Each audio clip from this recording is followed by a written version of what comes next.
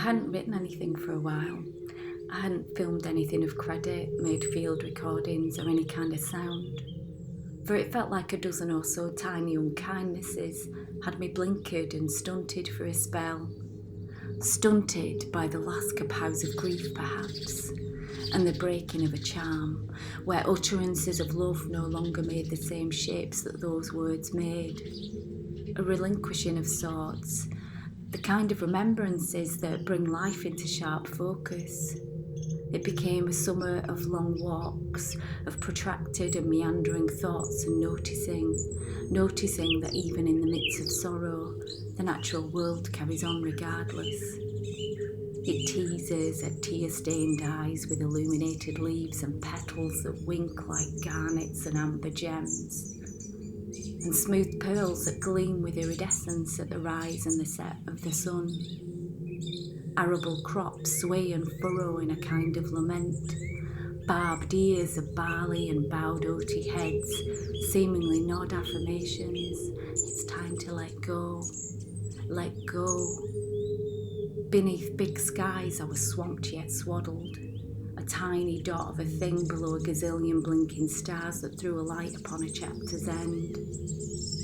A chapter so tightly bound by its predecessor that it felt incomprehensible to let go of the last, because letting go of the other felt like letting go of all that had come before, a feeling as vast as the sky itself, the turning of a cheek, a back to love. But it wouldn't go lightly. It worked like hell to hold my gaze. Cornfields dazzled like cheap jewellery in the midday sun.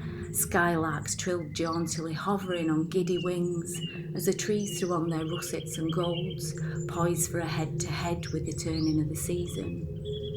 But as harsh as an impending winter, there was a beauty in that eventual decay, an extended fade and muting of colour that slowly perished with the sound of migrating swifts, and the last fruits of autumn that lingered long as husks amid spike-wintered hedgerows. In vacuous gusts there came with it a starkness to the light which felt like finality.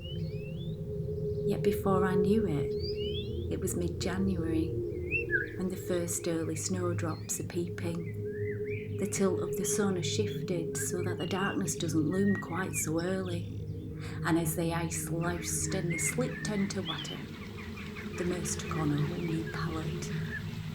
Fresh-faced in the wind, new life is silently budding at branch ends that are adorned in feathery hoarfrost on crisp bright mornings, and bulb roots are stretching secretly as they begin to rouse from their frozen slumber.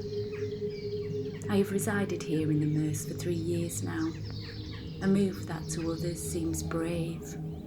Brave because I did it entirely alone, and to a place entirely unknown. But maybe it was because I was alone, that I was untethered from a place which left me open to its wilds. There is something of the familiar here that neither finger nor memory can point, like a seed of a generation well before me, or even 2 before that.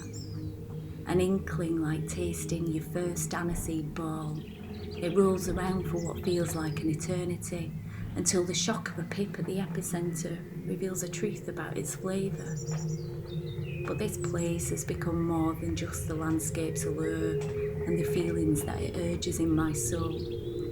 It has become poppins, carrots, parsnips, apples and eye drops that appear as if by magic on my doorstep. Artist brushes found hanging on my gate when I return after a walk.